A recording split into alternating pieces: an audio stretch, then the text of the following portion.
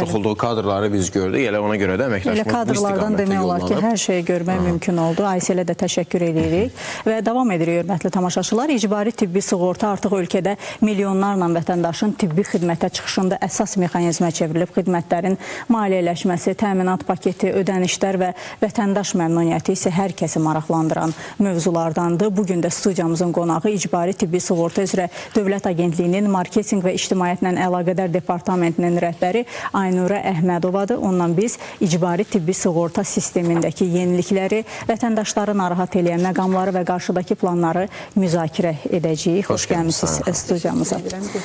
Bəli, elə gəlin ondan başlayaq. Aynurə xanım, icbari tibbi sığorta paketi konkret olaraq hansı xidmətləri qarşılayır və 2025-ci ildə xidmət paketində genişlənmə gözlənirmi? 25-ci ili artıq yola veririk, amma biz bu il çox səmərəli produkt işlədiyimizi düşünürük. Çünki zərf üzərində çox böyük müzakirələr aparılıbdır. İstər ixtisas həkimləri olsun, istər tibb müəssisələri olsun. Hazırda zərfimiz 3315 tibbi xidmətdən ibarətdir. Demək olar ki, bütün istiqamətlər üzrə zərfdəki tibbi xidmətlərin sayının artırılması nəzərdə tutulmuşdur. Hazırda həmin tibbi xidmətlərin sayı, istiqamətləri, adları müəyyənləşdirilibdir. İndiki prosesdə həmin tibbi xidmətlərin maya dərinin hesablanması və zərfdəki nə qədər maliyyə vəsaitinin əlavə ehtiyacı olacağı istiqamətində müzakirələr gedir. Düşünürük ki, gələn il yeni tibbi xidmətlərin daxil olması ilə bağlı artıq rəsmi qərarlar çıxacaqdır. Aynur xanım, vətəndaşların ən çox daha doğrusu elə qaynar xəttimizdə də bizə bu ilə bağlı müraciət edirlər ki, gizli ödənişlər və əlavə tələb olunan pulu. Bu halların qarşısını almaq üçün əlavə pullar tələb olunan belə hallar da var. Agentlik hansı nəzarət mexanizmlərini tətbiq edir? Bildiyiniz kimi, agentlik tibbi xidmətlərin maliyyə tərəfinin xərclərin üzərinə götürür, yəni əhalinin maliyyə yükünü azaltmaq məqsədi ilə. Amma eyni zamanda əhali üçün aldığımız tibbi xidmətlərin həm keyfiyyəti ilə çox maraqlanırıq, həm də bu cür qeyri-qanuni ödənişlərin olmaması bizim üçün vacib məsələlərdən biridir. Bunun üçün bizim bir planımız var, monitoring planımız. Tibb müəssisələrində buna uyğun monitoringlər aparırıq. Tibb müəssisələrində gedən bütün bu məsələlərlə bağlı şikayətlər olanda araşdırırıq. Eyni zamanda bildiyiniz kimi bizim çağrı mərkəzimiz var. 1542 nömrəlidir. 7/24 fəaliyyət göstərilir. İcbari tibbi sığorta sahəsində alınan istənilən tibbi xidmətdən bağlı ora zəng vurmaq olar. Bu zənglər pulsuzdur. Dediyim kimi 24 saatdır. Ən çox müraciətlər hansı məzmunda olur? Ən çox müayinə məsələlərinə bağlı olur. Daha çox müraciət edirlər. Bu tibbi xidmət hansı tibb müəssisələrində var və yaxud bu tibbi xidmət doğrudan da zərfə daxildirmi? Amma eyni zamanda dediyiniz məsələlərlə bağlı müraciətlər də olur əlbəttə ki. Bəs bu xidmətlərin ümumiyyətlə bahalaşması fonunda, yəni sığorta fondunun maliyyə dayanıqlığı necə qorunur? Yəni tariflərin artırılması gündəmdədirmi? Əgər icbari tibbi sığorta zərfinə daxil olan tibbi xidmətlərdən söhbət gedirsə, həmin tibbi xidmətlərin tarifləri yalnız icbari tibbi sığorta üzrə Dövlət Agentliyi tərəfindən artırılır. Əgər hər hansı bir müraciət gəldikdə və yaxud dediyim kimi tibbi xidmətlərin maya dəyəri hesablanır və görülür ki, buradakı hər hansı bir tibbi xidmət üçün müəyyən artımlar lazımdır. Bu da adətən tibbi sərfin daxil olduğu tibbi xidmətlərə aid olur. Belə bir hallar olanda, məsələn, hər dəfə zərf artırılanda tibbi xidmətlərin dəyərində də, tarifində də müəyyən artımlar olur. Və fondun, belə deyək, maliyyə resursları da buna uyğun hesablanıbdır. Aynur xanım, gələn ildə bəzi əməliyyatların xidmətlər zərfinə də daxil edilməsi planlaşdırır. Bu əməliyyatlar hansılar olacaq? Genişləndirməsi nəzərdə tutulub təbii ki. Bəli, bəli. Daha çox nəzərdə tutulub laboratoriya tibbi xidmətləri daxil olsun, ürək-damar sistemi, travmatoloji, oftalmoloji. Çünki biz ixtisaslı həkimlərlə görüşəndə onlardan pasiyentlərin fikirlərini aldıq. Bildiyiniz kimi zərfə bütün tibbi xidmətlər daxil deyil. Məsələn, onlar bizə məlumat verdilər ki, bəzən yanaşı gedən bəzi tibbi xidmətlər olur. Yaxşı olardı ki, bunlar daxil olsun. Əhalinin ən çox müraciət etdiyi tibbi xidmətlər olur. Bunlar daxil olsun. Amma bildiyiniz kimi biz bütün bu təkliflərlə yanaşı eyni zamanda icbari tibbi sığorta fondunun maliyyə resurslarını da nəzərə alırıq və bunları hesablayaraq daxil edirik. Daxil etdiyimiz meyarlardan biri də ölkədə 5 il ərzində əlillik və ölüm riskinə səbəb olan xəstəliklərdir. Yəni birinci meyarımız budur. İlk olaraq onların daha çox daha sonra o sahənin genişləndirilməsi. Bəli, bəli.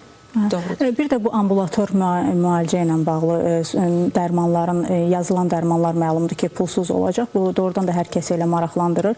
İlkin mərhələdə bu hansı dərmanlara əsasən aid olacaq? Ümumiyyətlə bu proses necə davam edəcək? Birinci mərhələdə ürək-damar sistemi xəstəlikləri üzrə dərmanların verilməsi nəzərdə tutulub. Bu mərhələ 2026-cı ildə başlayacaqdır. İkinci mərhələdə isə həzm və tənəffüs sistemi xəstəliklərindən bağlı olacaqdır.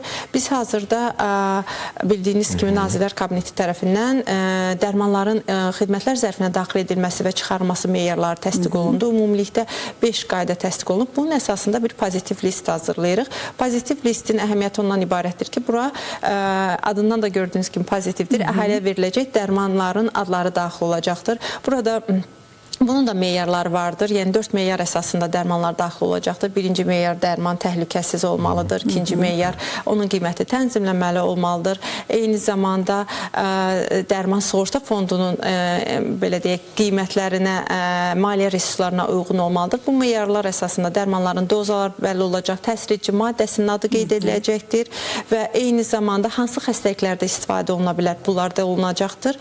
Bundan sonra isə həmin siyahı agentliyin saytında yerləşdiriləcəkdir. Dərmanlar adları ilə qeyd olunacaq, yoxsa tərkib hissələri ilə? Eyni zamanda dərmanlar adları ilə qeyd olunacaq və hər birinin qarşısında belə bir məsələ ola bilər.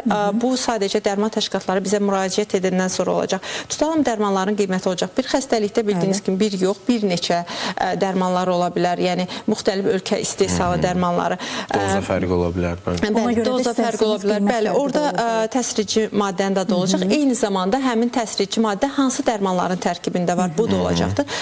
Ən aşağı məbləğli dərmanı ola bilər ki, agentlik ya tam qarşılasın, ya da bir hissəsini kompensasiya məbləği olaraq qarşılasın. Daha bahalı dərmanlarda isə vətəndaşın payı çox olacaq, agentliyin payı azalacaq. Amma ümumilikdə düşünürük ki, ambulator dərmanların verilməsi müalicə prosesinə çox faydalı olacaqdır. Bu dediyiniz dərmanlar ənənəvi resept formasında yazılanlar, elektron. Yalnız elektron şəkildə qəbul olunacaqdır ambulator şəraitdə dərmanların verilməsi. Yəni bir növ bu da elektron resept anlayışını bir qədər də genişləndir. Yəni ənənəvi reseptlərlə kağız formada yazılanlar bir növ yavaş-yavaş sıradan çıxmalıdır. Bu da onu demək əsasıdır. Doğrudur. Hazırda elə proses onun üzərindədir. Elektron resept bazasının həmin o məlumat sisteminin icbari tibbi sığorta sisteminə inteqrasiyası üzərində iş gedir. Eyni zamanda aptek təşkilatları ilə görüşlər keçiririk. Dekabrın ikinci yarısında təqribən 200 aptek dərman təşkilatının iştirak edəcəyi böyük bir tədbir planlaşdırırıq və onlara bütün qaydalar, Nazirlər Kabinetinin qaydaları izah ediləcək ki, çünki məhz onların müraciətləri əsasında sonda bir pozitiv list hazırlanmalıdır. Bu hansı bir stikerlər varmı? Şəhərin müxtəlif ərazilərində biz bunu görə bilərik ki, tutaq ki, bu aptekdə icbari tibbi sığorta tərəfindən qarşılanan dərmanlar var. Siz bunları gələn il biləcəksiniz. Bütün apteklərdə hansı ki, icbari tibbi sığorta əsasında dərman təminatını həyata keçirir, onlar müəyyən loqolarla fərqləndiriləcək, ünvanları, eyni zamanda bütün məlumatları... Yəni artıq loqodan bilinəcək. Bəli, ünvanları, bütün məlumatları agentliyin saytından əldə ediləcəkdir. Eyni zamanda çox onları rahat tapmaq üçün çalışacaq ölkənin bütün regionlarında əhatə edək ki, yəni kimsə hansısa dərmanı alanda, yəni istədiyi rayondan, istədiyi yaşadığı şəhərdən ala bilsin. Bu məsələ necə tənzimlənəcək? Eyni ilə olacaqdır. Yəni necə ki bölgələrdə apteklər var, həmin apteklərdə də icbari tibbi sığorta hesabına qarşılanan dərmanlar tapılacaqdır.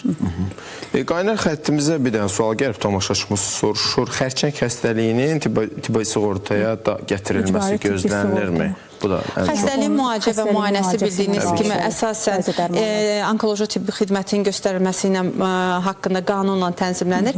İcbari tibbi sığortada bəzi müayinə üsulları, onkomekerlər, müəyyən analizlərin aparılması daxildir. Ancaq dediyim kimi bu çox geniş deyil.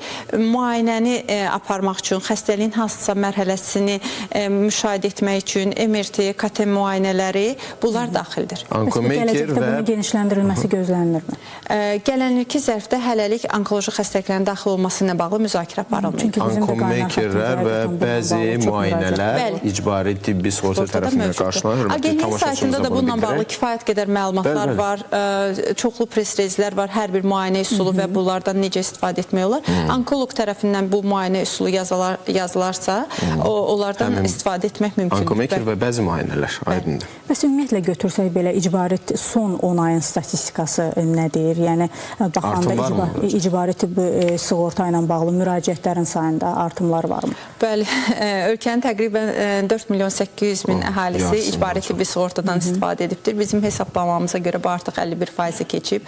Onlara göstərilən tibbi xidmətlərin sayı da 77 milyondan çoxdur. Ümumiyyətlə, həm göstərilən tibbi xidmətlərin, prosedurların, əməliyyatların da sayında əhəmiyyətli dərəcədə artım vardır. Özəl tibb müəssisələri ilə müqavilələr bağlanmışdır ki, dövlət tibb müəssisələrində göstərilməyən tibbi xidmətlər göstərilsin. Bu müəssisələrin sayı 200-dür.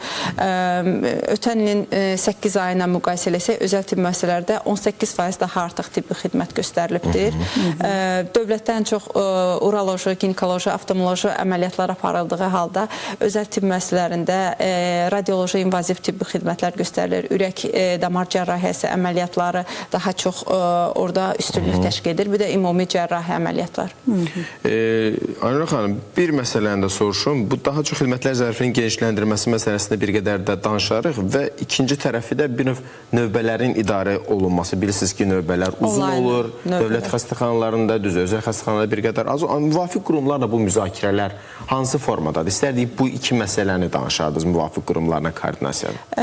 Ən çox tibbi xidmətlər təbib tabeli tibb müəssisələri tərəfindən göstərildiyi üçün də bildiyiniz kimi ən çox növbələr də orada olur. Ümumiyyətlə, tibb müəssisələrində istər təbib tabeli, istər Səhiyyə Nazirliyi, o cümlədən özəl tibb müəssisələri, hər hansı bir növbə prosesinin, ümumiyyətlə tibbi xidmətin təşkili həmin tibb müəssisəsinin rəhbərliyinə, o cümlədən onun tabi olduğu qurumlara aiddir. Amma biz də bir maraqlı tərəf kimi təbib tabeli tibb müəssisələrində bu prosesin sürətləndirməsində iştirak edirik. Həmin o proqramların yazılmasında daha da sürətlənsin və s. Bunda iştirak edirik. Çünki bizim üçün də prioritet məsələlərdən burudur ki, bəzən vətəndaş girir, içəridə tibbi xidmətdən razı olur, amma çöldə o qədər gözləyir ki, artıq heç o razılığını, məmnunluğunu da dilə gətirmir. Yəni o növbələr onu çox yorur. Bəli, biz də bunu anlayırıq və bu prosesin sürətlənməsi üçün inanın ki, agentlik olaraq əlimizdən gələndə edirik. Həmin bu elektron növbələrdən istifadə edən xəstəxanalar var. Bəli, yeni klinikada bu növbələr daha yaxşı şəkildə onlayn randevu şəklində olunur. Nə göstərir? Nəticə necədir? Yəni onlayn növbələrlə yanaşı oradan da qənaət etmək mümkündürmü elektron növbə? Həkimlərin sadəcə fiziki olaraq iş vaxtı buna çatmır, bunu nəzərə almaq lazımdır. Sadəcə məsələ ondadır ki, onlayn növbələrlə yanaşı digər növbələr də gedir. Tutaq ki, həkim yarın gün onlayn olsa, xidmət göstərsə də tibb müəssisələrində eyni zamanda canlı gələn növbələr qəbul edilir. Çünki onlayn növbələrdən də istifadə praktikası çox geniş deyil. Burada bir çox məsələlər var ki, bunu tənzimləmək lazımdır. Hələlik ki, ikisi yanaşı aparılır. Düşünürəm ki, gələcəkdə yəni onlayn növbənin istifadəsi daha da aktuallaşacaqdır. Yəni bunun, bu sistemin tam şəkildə işə düşməsi. Çox sağ olun. Aydın Aynur xanım, təşəkkür edirik studiyamıza gəlib, suallarımızı cavablayın. Sonra bir məsələn, stomatoloji xidmətlər, yəni ki, icbari tibbi sığortaya daxil deyil. Bunu niyə soruşdum? Çünki bizim stomatoloqlarla bağlı bir sujetimiz var təbii ki. Stomatoloqların ixtisarı məsələsi gündəmdədir və proses